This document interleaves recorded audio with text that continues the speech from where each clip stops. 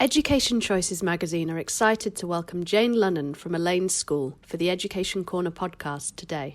I'm pleased to welcome Mrs. Jane Lunnon, Headmistress at Alleyn School in Dulwich, to our Education Corner podcast today. And we're thrilled to be able to talk about your recent headship and a few other things that have been going on at Alleyn's since the pandemic. You've just completed your first year at Alleyn's as Headmistress, and you stated, "I'm honoured to be appointed as the next head of Alleyn's. The ambition, the fun and the intellectual energy in the school is apparent as soon as you walk into it. And that combined with the warmth, collegiality and the sense of powerfully connected community is compelling." How do you feel now, a year on into your role? Hi, and thank you so much for asking me to be part of this interview. I mean, I feel even more energized if that's possible. It's just such a huge joy to run this school. It really is an honour, and what makes it joyful is the unending surprise actually of our brilliant children. They are so gifted and they wear those gifts so lightly. They're so supportive of each other. They're so much fun. It's just impossible not to feel inspired in this school. So, connected, warm staff, pupils, community working together. It's a complete and utter joy. The lovely thing is, not that you normally say this when the inspectors call, but the lovely thing is that we had an inspection last term, and the inspectors said that absolutely with bells on. We were so pleased that they saw what we see every day. Our incredibly impressive young people doing their thing brilliantly, and just how there's a kind of virtuous circle of inspiration. They inspire us to inspire them. You're now the first female head at Alleyn's. How did it make you feel? Big shoes, I suppose, in some ways to step into. Yeah, I mean, I'm definitely standing on the shoulders of giants. I've had, my incredible predecessors in every respect. It's interesting. Lots of people have asked me about how does it feel to be the first female head. I guess being female absolutely doesn't and won't characterize my headship. But having said that, I am more aware of what an honour it is and what a privilege it is to do this job now than I was even before I took it on. So I guess, being the first woman to do anything, being the first anyone to do anything is always a wonderful opportunity. I don't want people to say, oh, in the future, Jane Lunnon, she was a great female head. I want them to say she was a great head and she did these lovely things with this fantastic school. And I think the issue is not about gender, really. It's about our ideas and how we move into the future together. And the thing is, our school was founded on possibility. It was founded on ideas. It was founded on this amazing Jacobean player, Ned Alleyn, who 400 years ago decided, not only am I going to be one of the great actors of my time, but I'm going to make a difference in education. And he was brimming with ideas and a sense of possibility, and he channeled that into his school, and that's the kind of sacred mission that we carry forward, and I'm delighted to be doing that. That's great to hear. And obviously for all heads, it's been a very challenging time, and we obviously had the first pandemic and then a second one, and it's not really been smooth since September. What do you feel have been the main challenges in the past year? Wow, that's a big question, isn't it? I mean, it has been pretty full on. So, I mean, to be honest, it's always a challenge coming in as a new head anywhere like that, just in itself, getting to understand the muscle of your school and how it works and how it operates and the rhythms and routines, and just getting to know the people. All of that stuff was there anyway. But of course, I actually started in January 2021. So I actually started literally at the beginning of a total lockdown, which was uniquely challenging. I mean, I found myself as a new head with no one in my school. So the good news is I got to know my way around the buildings very quickly. So yeah, obviously COVID has been, it's the gift that keeps on giving in terms of challenge, the need for flexible thought, the need for adaptability and so on. Having said that, I'm so proud, honestly, I am so proud of this school. And in fact, one of the things that made me absolutely certain this was the place I should be is that back in the end of December 2021, when for the first time the government was saying, right, we want all schools to be testing centres. And then a few days after that, they said, in fact, we're going to have a total lockdown. And I said to the staff who didn't know me, and I didn't know them, but I said to them, right, guys, we are literally going to pick up our entire school and we are going to put it online. We're going to do everything that we do, as much as we possibly can, we're going to do remotely. And everybody just as one whole community, staff, parents, pupils, rose to that challenge. And honestly, it was monumental. And so it's not just about lessons and homework and that sort of, form times, assemblies, CCF, the co-curricular clubs, astronomy club, it all happened online. Individual meetings with tutors, with teachers. The staff were utterly amazing, as were our pupils. And I'm very well aware that our pupils wouldn't necessarily all have been there at 8 o'clock in the morning looking like they were ready to go, were it not for a bit of input from our parents as well to get them dressed, or at least dressed on the top half. So anyway, that challenge, it has been a challenge, but every single element of responding to COVID has actually allowed the school, and particularly the people in the school, to demonstrate flexibility and resilience and enormous commitment to each other. And that's just massively inspiring, to be honest, Chloe. So yeah, that and then of course on top of that, obviously having to design a whole new assessment process because of COVID, that was a challenge again, which we were really clear about that. I said to the staff, we're going to be super positive. My mantra to them, be super positive, don't cheat. Absolutely allow our children to show what they can do best, but we are going to do this with complete integrity so that the children really do earn the results they get. And they really did. And we, again, incredibly proud of them and of my staff. So that, keeping kids motivated, keeping consistency, all of that. Then we also had an ISI inspection. Oh my gosh. Which, as I say, was joyful, but, we had whatever it was, 9 inspectors here, and they spoke to 400 pupils. So that's, hugely impressive. And, we were just blown away by what they had to say, but we loved it. It's always a bit of a pressure. And of course, obviously responding to all the societal issues that have been in everybody's minds, gender equality, diversity, inclusion, sustainability, the response to everyone's invited. And in that sense, to go back to your question about being the first female head, I do feel there's a lovely thing about, when you feel that you're in the right place at the right time. Although it was only a term, less than a term into my headship, I think, that everyone's invited first emerged, actually the opportunity again to lead on a response to that national issue and to be in an environment which has been co-educational for 50 years. So where truly the kind of mutual trust and respect between our pupils is really striking, and between genders, was a real opportunity. And it meant that we could have the kind of open, often difficult conversations together that we needed to have. And, it's so moving seeing the boys and girls sitting down, off timetable, we collapsed the timetable, sitting down and just talking openly about these are the issues, these are the things that we're concerned about, these are the things that we want to know about, this is what worries us, or, oh, really, this is what worries us, just this open and really warm, trusting dialogue. It's been great. And being able to together come up with responses. So as a community, we've written our own gender equality charter, and that's been a document and a statement of our philosophy, which has emerged from the pupils, from the staff, from the parents, from our alumni, a whole community effort. That's fantastic. And probably leading the way in that area. There was an awful lot took place, wasn't there, very quickly in Yeah. One thing I would say, the big thing that we did fairly quickly is basically stop our pupils from having mobile phones during the school day. And I really feel that's such an important measure that if schools can take, they should take. I just think it's highly addictive technology, and we all know how powerful that is because we're all, one way or another, completely dependent on our mobile devices. But for people, for our kids whose brains are still developing, it just feels important to give them as much as, at least 6 hours a day where they are not connected to social media or on their mobiles. So anyway, that is one really important thing that we brought in, and it's made a really big difference. Where do their phones go? So the lower school so our year 7s and 8s have to hand them in at the beginning of the day. So they get locked into collective cupboards. And then as far as the middle school and upper school, so year 9 to year 13, they are in their lockers or in their bags. The point is they're not visible. So we cannot see them. And if they at any point are seen with the phone, then the phone ges taken away, which is a bit like chopping off a hand for a teenager. I've got 2. Me too. Well, in fact, one's 21, but it doesn't seem to get any easier. Now, so I think we slightly covered the next question of, are there any other key changes that you feel that you've been able to bring in? I know that it's been a short and very intense time. Probably hasn't been a good time to bring in a lot of change, but... Well, we've done a fair bit, actually.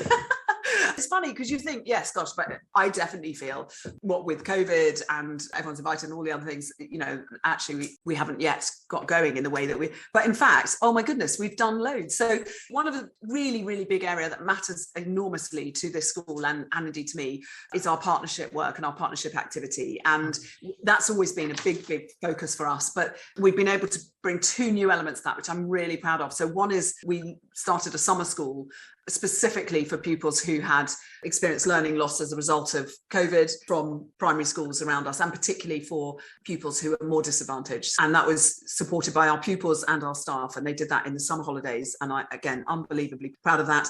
We've launched something called the Alleyn Academy, which is an amazing thing which happens after school, basically offering really top level PE coaching and sports training, again, to kids from local schools who wouldn't access it otherwise. And we're just inundated. We have over 100 pupils come twice a week to be part of that. And it's an amazing thing. We have huge support from professional sporting organisations around us. We've also audited our curriculum. We've got a company called the Black Curriculum who are absolutely brilliant, and we're able to run a diversity and race audit against our curriculum. So that's been a really interesting exercise and fantastic for our heads of department. And we have, as I mentioned, the Gender Equality Charter, but we've also started to explore, we've brought in Bring Your Own Device, so every pupil now has a web-enabled device as part of their learning. And the next step is we're just in the foothills of really starting to explore the power of VR in our classroom. Oh, wow.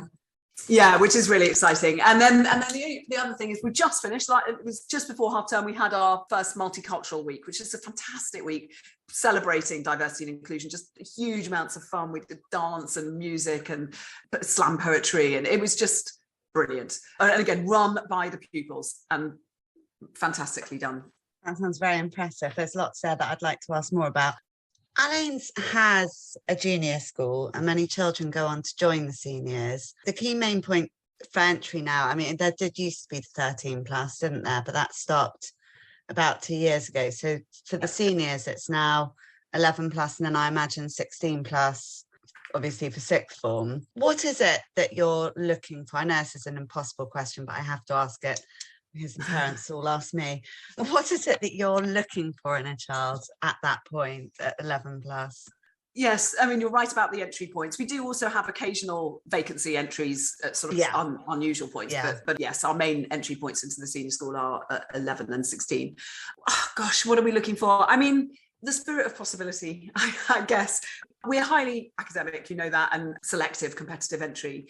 But, once that's kind of given, then we're looking for young people who are really hungry for opportunity and who are curious and capable and eager for the future and what it holds. And you can see that very vividly, I think, in 11-year-olds. That spark and that sense of, right, what's next? And also people who really are unpretentious and grounded. And I think one of the big features of, you can probably tell that I love so much about the pupils in our school, but one of the things that I admire them so much for is their lightness and the humility actually with which they wear their talents. They really are so grounded, and there's a real ease about the kids here. And I think partly because we have a wider social mix than many independent schools, partly because of our history. We were a grammar school at one point. I think there's that sense, it's a very grounded, level, unpretentious melting pot of brilliance. So I suppose we're looking for kids who are like that, who are going to open-minded. Yeah, indeed. Also ready to seize opportunity. And I think all of them have displayed so much resilience, haven't they?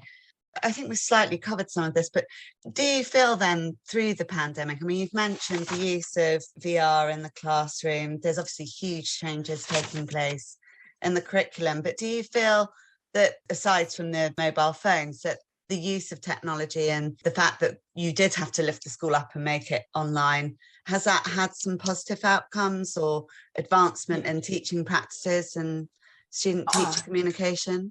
Absolutely. I mean, we're in a revolution, aren't we? We are all in the middle of the most astonishing technical revolution, which is also hard on its heels, is a social and political revolution as well. And with that comes so much possibility. And certainly for our staff, for our pupils, obviously the practical things around, never again will the dog have eaten the homework, or, you missed a lesson so you don't know what was covered or whatever. So absolutely that in terms of just the practical stuff. There's also real things around speed, I think, and pace. And when you are working in a highly academic environment, as we are, being able to cover ground quickly. And what I mean by that is if pupils are submitting work online and you can then mark it immediately, or even if you don't mark it, you can see immediately what they've done. What that means is, rather than in the old days where you had set them work, you'd wait for the next lesson to take the work in, you'd then take it away, you'd then have a look at it, you'd then wait for the next lesson to give it back. It could all take a week before you're giving any feedback. Now you can see the very night after you've taught them the lesson if they've got the point they needed to get, or if there's something in this, and if they haven't, or if there's something they're all getting wrong, you can address it in the very next lesson. So there's just a point about pace. And of course, if you can pick up pace and be really efficient in your teaching, you've also then got room for real inspiration and, the opportunities to go off timetable and so on. So that's all been great. Love the fact that, of course, things like for parents, it's much easier, parents' evenings and so on, online. We miss having them here, I have to say, and we've sort of created lots of other opportunities to get parents in, but I totally appreciate that it's so much easier managing parents' evenings if you are sitting on your sofa, potentially with a glass of wine or a bottle of wine, depending on the performance of your child. Also having speakers. I mean, again, we used to always get fantastic speakers in, but oh my goodness, the people you can reach now because they can speak online, it's amazing. I mean, we've got a Nobel Prize winner coming to speak next week, for example. He lives in California, but he's online, it's there, it's available. All of that has been fantastic and an amazing thing about what COVID has brought. But if I may say, I think perhaps the biggest thing is that it's requiring the requirement to get to grips with Teams, Notebook, Zoom, etc., has meant that has actually empowered our staff, and particularly the ones who perhaps might have felt anxious about using technology in any way. It's more about the sense of confidence it's given them around, actually, I can do this. In fact, it's given us all that sense of actually we can do things a different way, and the bottom hasn't fallen out of our world. Indeed, we've managed to make it work and in some ways really fly. And so it's not just the technology itself, it's more what it shows us about our capacity in times of difficulty, and the confidence that you emerge with is important, really, really important, I think. We're obviously entering a more global community in 2022, and young people are more aware than ever before of events that are taking place around the world. I believe Russia's currently invading the Ukraine as we speak, and the possible impact that they will have on their futures. I suppose what we'll come on to is things like the BLM movement and George Floyd. But how does Alleyn support children and their concerns or fears about events that they're facing, including, for example, what we've just been through, the pandemic? Yeah, I mean, really, really good question. I'm not sure that isn't the question for our times, actually. It really is, for all educationalists. And the answer is very broad, actually. There's so many things. But to start with, above all, I think you need to give children two things. One, you need to give them absolute sense of their own safety, actually, in the space that they are in. So, one thing we can do, we can't, I'm afraid, influence Putin. But what we can do is make sure that when they come through the doors of Alleyn's, they feel safe, they feel known and understood and loved, actually, and that they are in a community which will support them. So, and then how you do that is, of course, that's the school. That's everything about the school, everything about, your attitude in classrooms, about your pastoral cares. We have a house system, but we also have a year group system as well. So we have kind of horizontal and vertical, but it's about your relationships. It's about a really extensive co-curricular program. We have over 200 clubs running every week. We don't do that for fun. I mean, we do it for fun because it's enormous fun, but we're mainly doing that so that kids can really find their thing and they can, whatever it is that's going to make them feel fulfilled and able to flourish and genuinely happy. So all of that. So that's the first thing is you've got to make them feel safe and nurtured. And then the second thing is, it is about what you've got in place to help them get control of their own narrative. It's their own sense of agency. And we do that in two ways. Funnily enough, we're building this summer, we are building our new well centre. That's another new thing. Oh, wow. Yeah, which is really exciting. And it's going to be a place, yes, to provide reactive support for kids if and when the wheels fall off. It's where our counsellors will be, it's where our nurses will be. There will be, it'll be a wonderful nurturing space. But it will also be a centre for our innovative and bespoke proactive pastoral education. And what I mean by that is the stuff that we do with our children, the stuff that we teach them, to try to help them stay in front of emotional concerns or mental health anxiety. So in the same way that, we talk about physical fitness as a way of keeping good health, our Well Centre is a home for our pastoral programs, which is about mental fitness. How can we remind children of their efficacy, their agency, their sense of gratitude, mindfulness, finding purpose through all the service work we do, all the partnership work we do, all of those things, making sure they're aware of how that helps to keep them healthy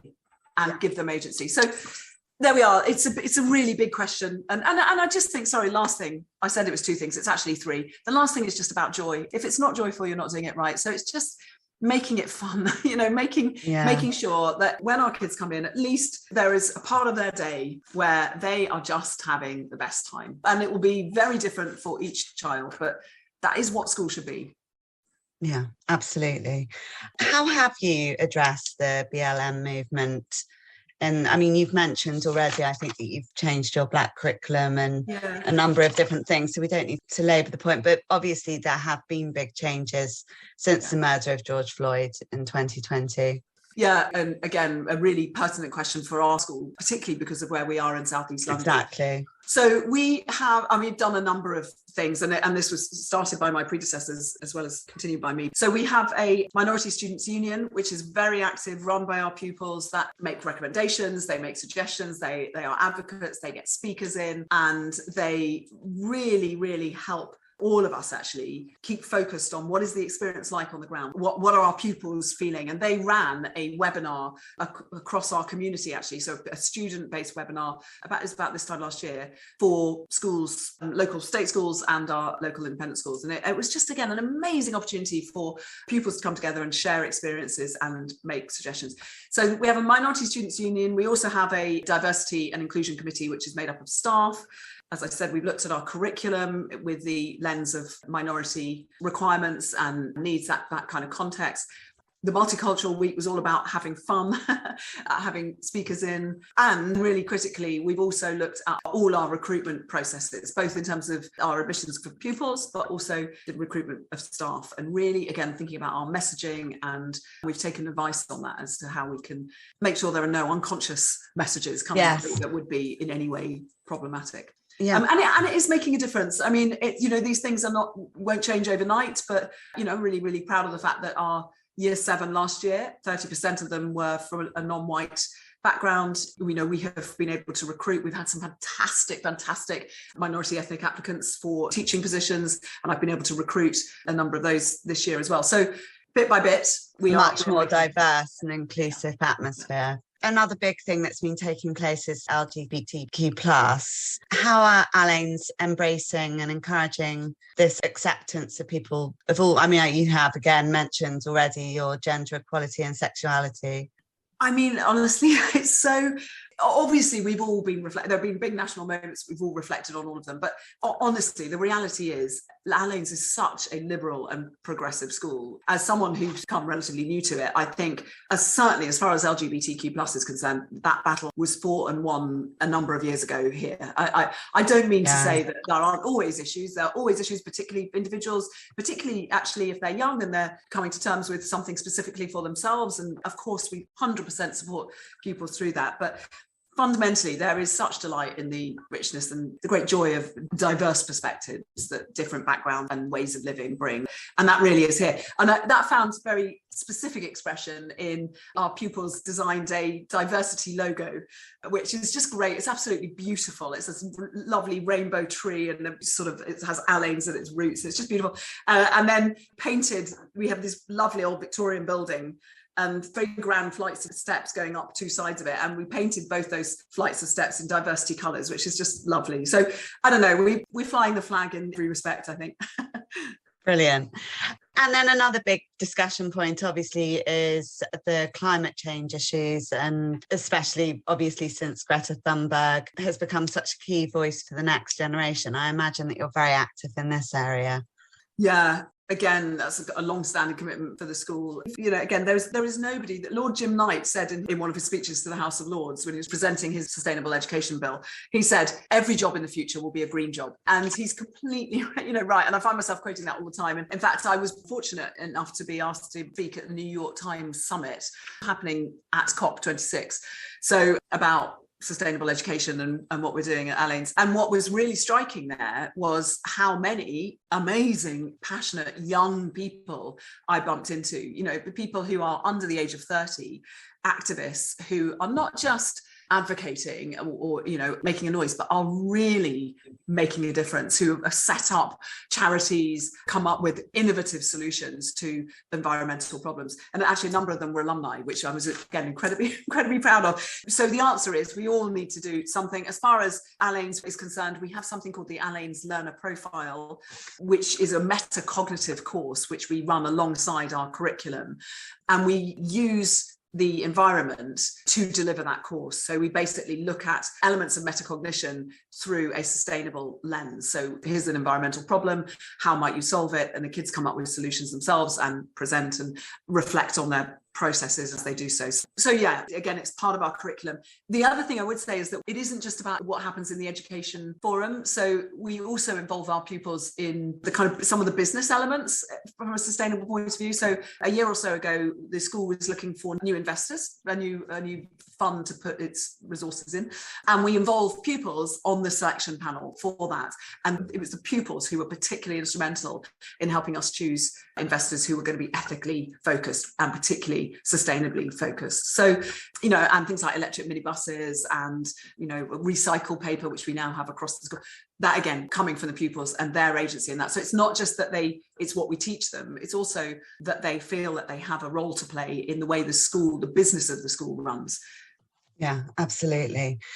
We recently featured Headmistress Sarah Fletcher from St Paul's Girls and her views on the need for reform in the current GCSE exams and a more holistic approach to learning.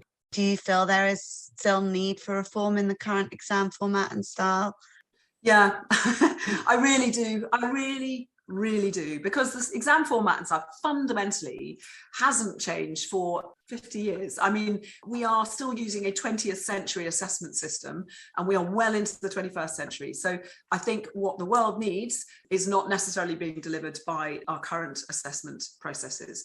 And yeah, I was involved in one of the working parties from Sarah's work. So I would love to see reform at GCSE. I think particularly at GCSE, the curriculum closes down when it should open up. It is a restrictive and reductive assessment program. So I'd love to see that, and I really applaud her work.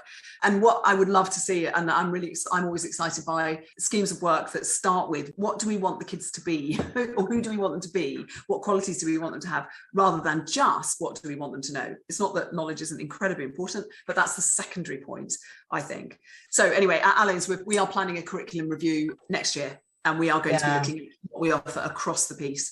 So we'll continue, of course, to ensure they get outstanding results, but it is absolutely about how we can help them lift up their eyes and, not just think in silos. Yeah, exactly. And of course, it's that creative thinking, isn't it? There's obviously another big question we get asked a lot is about universities. And I imagine that you will be supporting children, not just applying to universities in the UK, but also in America and Europe. How do you support the children with their applications? Yeah, we have a specialist advisors specifically for the overseas universities application process. And every year we have a number of pupils who are looking overseas, mostly at the North American universities, but not exclusively. Yeah, they do amazingly. I mean, in 2021, we had students accepted at 2 places at Berkeley: Brown, Brunel, Earlham, Notre Dame, McGill, New York University, Northeastern, UCLA. So yes, there's real appetite and there's real interest. But still, of course, the vast majority go to Russell Group or Oxbridge and Oxbridge. But it is interesting. And I'm really pleased to see that. I think it's great to be able to offer variety to our pupils, for them to really feel they have a sense of choice, the world is their oyster. Yeah, even if it's only for a year. It's still a huge opportunity. A final couple of questions. How do you feel Alleyn supports children, not only academically, but also with preparing for their future and the world that they face when they leave the school and developing that resilience? I might return to the co-curricular here, actually. And included in the co-curricular is our Alleyn's Learner programme and the PSHCE programme, which are really extensive and an important part of helping our children understand how the world works, their place in it, how they make decisions, moral decisions and political decisions, as well as intellectual decisions. But I think a really extensive co-curricular programme allows children the opportunity to just try loads of things, just have a go and, just have some fun and play a bit, but also the opportunity to lead and to get hold of something and to control it and to say that, yeah, we want to do this and let's make it happen. And it's that making it happen thing. It's that sense of agency. It's empowering children.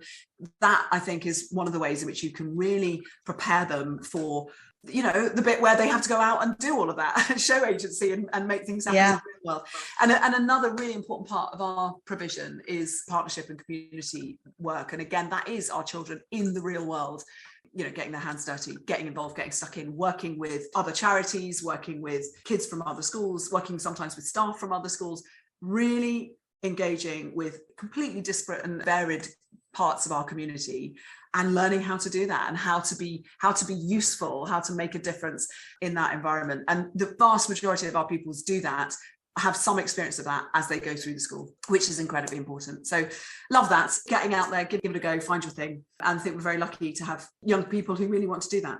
And then I mentioned the house system as well, but I think belonging to something bigger than yourself is really important. And you have that firstly through the sense of the school and the narrative of the school, particularly if, like us, we're very fortunate we have a lovely history of our school as well.